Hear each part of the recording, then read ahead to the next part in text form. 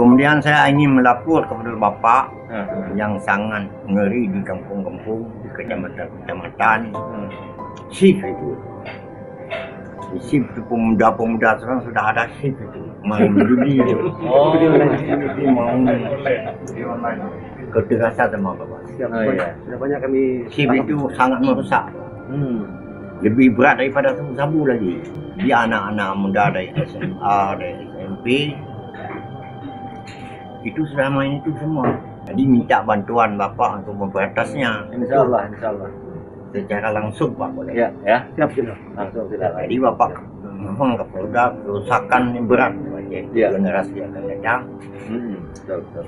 Satu generasi rusak, rugi 25 tahun. Iya, betul Pak. Insya Allah Pak, kita akan cari akar permasalahan, kemudian kita tindak lanjuti.